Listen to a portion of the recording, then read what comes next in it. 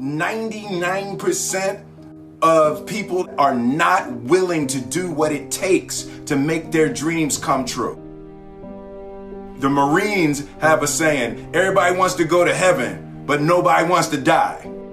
The center of bringing any dream into fruition is self-discipline. You know, something as simple as food and eating. It's not about your body as much as it is about your mind. It's getting command of your mind to be able to choose actions that are in your own best interest.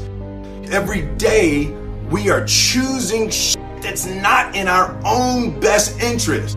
So if the world is attacking you and the world wants to fight you and the world's trying to hold you down, so you're gonna kick yourself in the balls? So you're gonna stop yourself from getting what you dream. And I think the word discipline has kind of gotten a bad name. We think about it in terms of punishment. I'm not talking about discipline in that way. I'm talking about discipline in the sense that you forego immediate pleasure for the exchange of long-term self-respect. I believe that self-discipline is the definition of self-love. That when you say that you love yourself, that means that you have behavior towards yourself that is loving. Self-discipline is the center of all material success. You cannot win the war against the world if you can't win the war against your own mind.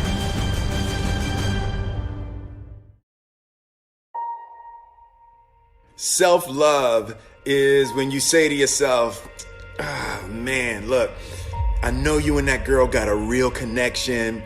I know y'all vibe, but that's your girl's cousin.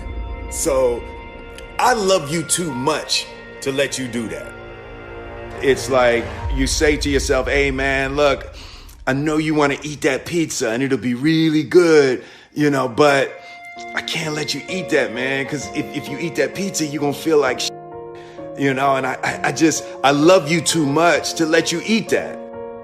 Self-love is, hey, look, I know you got a test on Monday, you know, and I know you really want to go out with your friends. It's Saturday night, you want to go out, but if you fail that test, you're not going to feel good about yourself.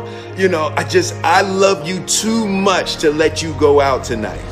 Self-discipline is self-love. If you want to be happy, you have to love yourself, which means you have to discipline your behavior. The road to sustained happiness is through disciplining your behavior. We tend to base our self-esteem on what other people think. And that's not really self-esteem. Self-esteem is supposed to be how we feel about ourselves. And I was just saying how dangerous it is to allow other people to determine how you're going to feel about you. And it's kind of like looking into a broken mirror. You're going to look in a broken mirror and then change your face to try to look good in this defiled, busted, broken mirror. And it just, other people's opinions is a really way to determine how we feel about ourselves.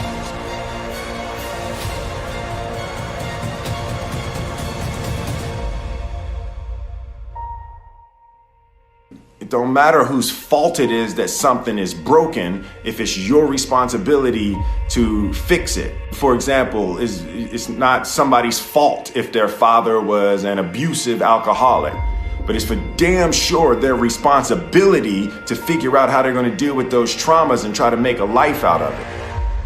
It's not your fault if your partner cheated and ruined your marriage, but it is for damn sure your responsibility to figure out how to take that pain and how to overcome that and build a happy life for yourself.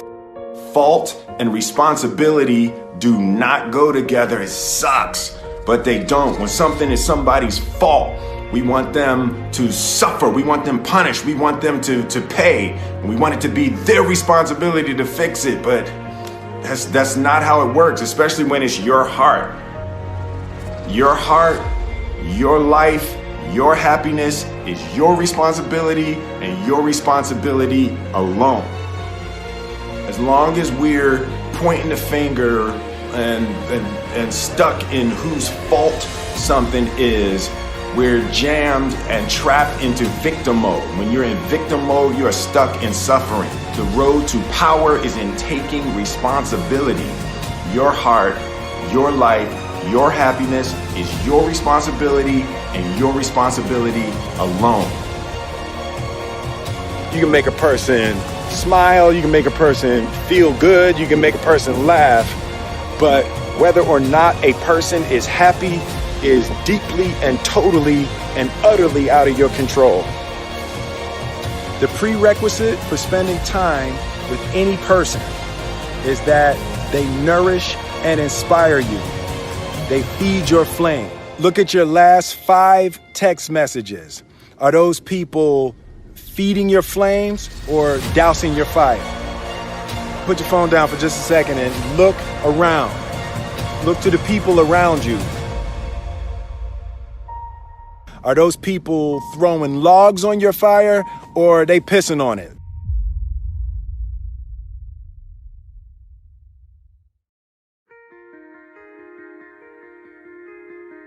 I want my life, I want my work, my family, I want it to mean something. And it's like, if you are not making someone else's life better, then you're wasting your time.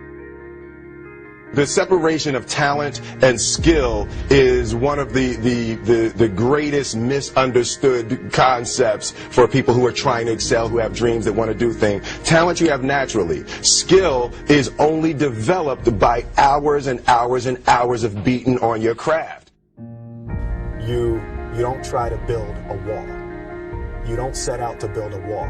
You don't say, I'm going to build the biggest, baddest, greatest wall that's ever been built. You don't start there. You say, I'm going to lay this brick as perfectly as a brick can be laid. There will not be one brick on the face of the earth that's going to be laid better than this brick that I'm going to lay in this next 10 minutes. And you do that every single day. And soon you have a wall. And soon you have a wall.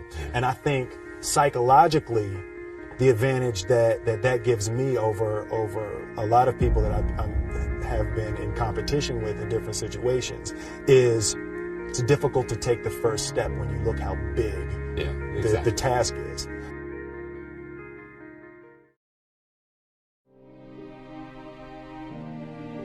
The definition of who I am is very clear to me, and it also redefines who I want to be, in that I know for a fact that I'm stronger than I thought I was. You know, you can't help but ask yourself the question, what would I do if I was in Muhammad Ali's shoes? I'm motivated by fear. I hate being scared to do something.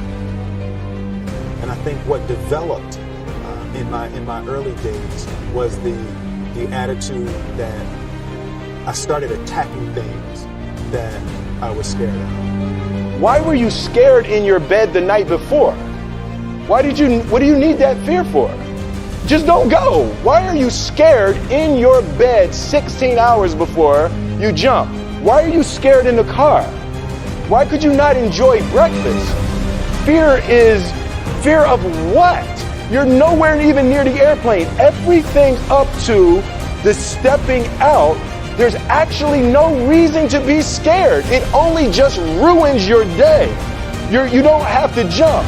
And then in that moment, all of a sudden, where you should be terrified is the most blissful experience of your life.